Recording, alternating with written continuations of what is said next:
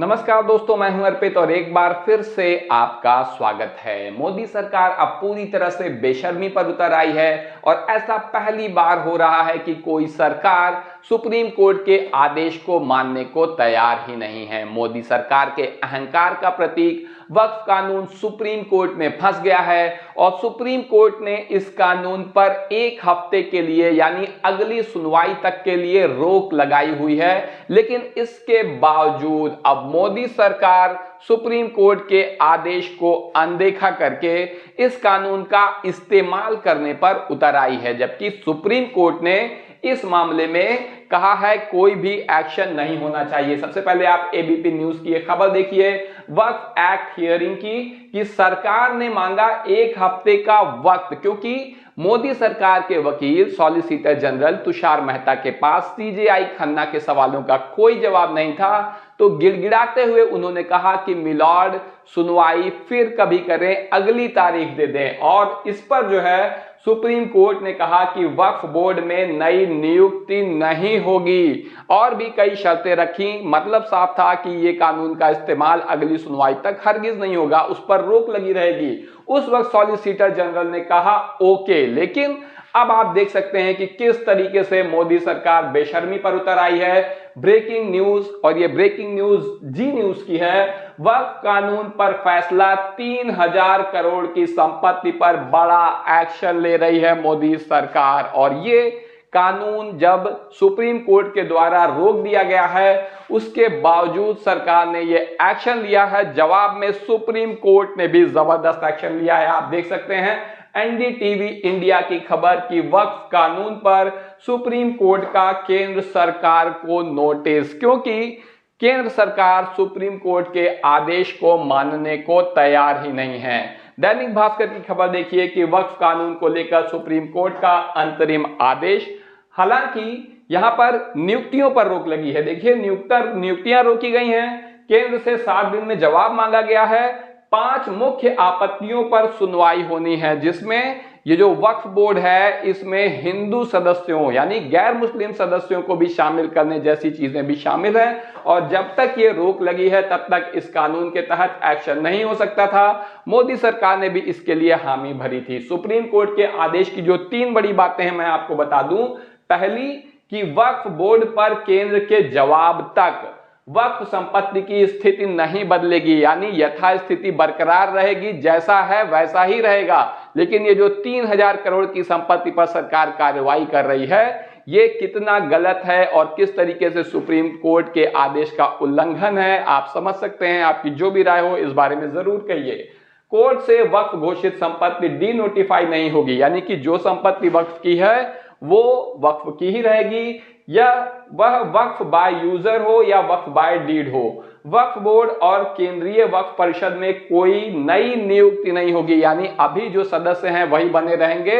नए कानून के तहत किसी नए व्यक्ति को नहीं लाया जाएगा बोर्ड में। तो ये मुख्य 3 बड़ी बातें थी। और क्यों सरकार ने यहां पर रोक लगाई है ये भी आपको मैंने बता ही दिया, क्योंकि मोदी सरकार के वकील सॉलिसिटर जनरल तुषार मेहता गिड़गिड़ा रहे थे कि कृपया अगली तारीख पर सुनवाई की जाए, अभी मेरे पास आपके सवालों को जवाब नहीं है। और तभी यहां पर अगली सुनवाई तक रोक लगाई गई। आप आज तक की खबर देख सकते हैं कि केंद्र सरकार के बाद अब उसी की देखा देखी, या फिर कहें कि यूपी सरकार और भी ज्यादा जोश में रहती है।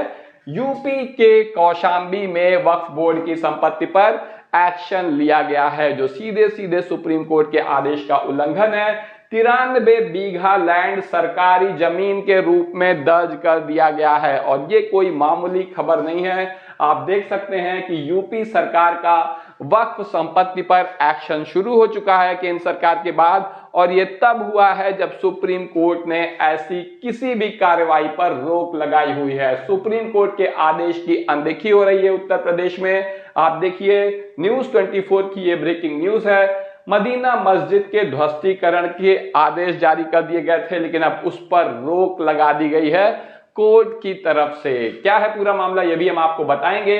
फतेहपुर की मदीना मस्जिद ध्वस्तीकरण पर हाई कोर्ट ने लगाई रोक। सरकार से 15 दिन में जवाब मांगा कि ये कार्रवाई क्यों की जा रही है।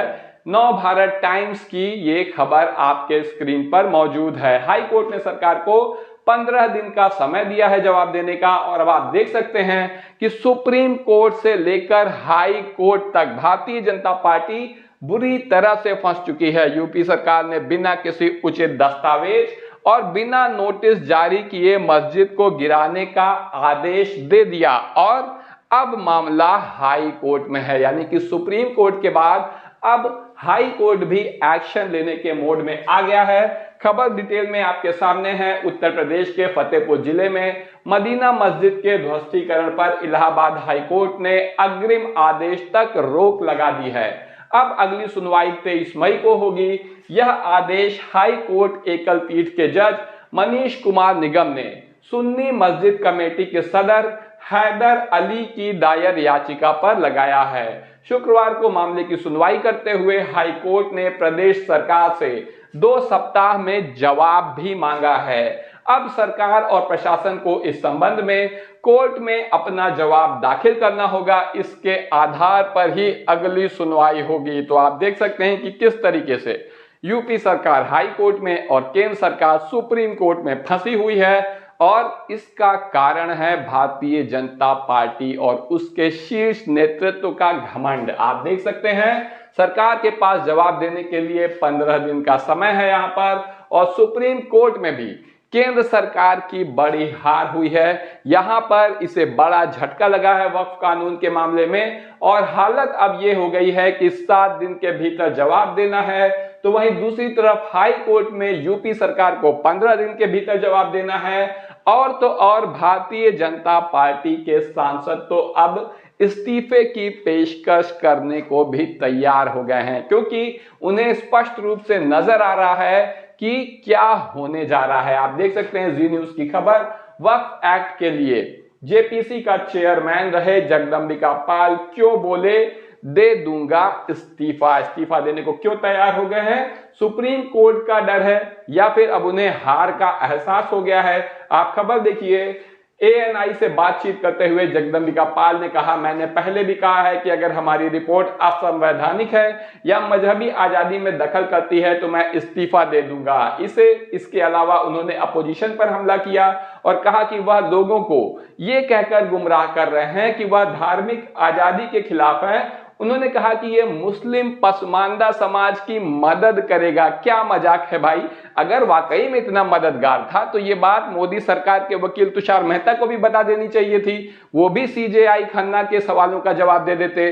वहां पर तो बेचारे गिड़गिड़ा रहे थे कि मुझे अगली तारीख दे दीजिए, और अब जगदंबिका पाल बड़े बड़े दावे कर रहे हैं कि पसमानदा समाज के लिए हमने ये डिसीजन लिया है। तो अब आपको क्या लगता है, क्या सुप्रीम कोर्ट आदेश की अवहेलना पर सख्त रहेगा और सख्त रुख अपनाते हुए मोदी सरकार पर कार्रवाई करेगा, या फिर मोदी सरकार के पास अभी कुछ पत्ते बचे हुए हैं? आपकी जो भी राय हो कमेंट करके जरूर बताएं। वीडियो को लाइक करिए, चैनल को सब्सक्राइब करिए और अपने दोस्तों के साथ शेयर करना ना भूलिए। धन्यवाद।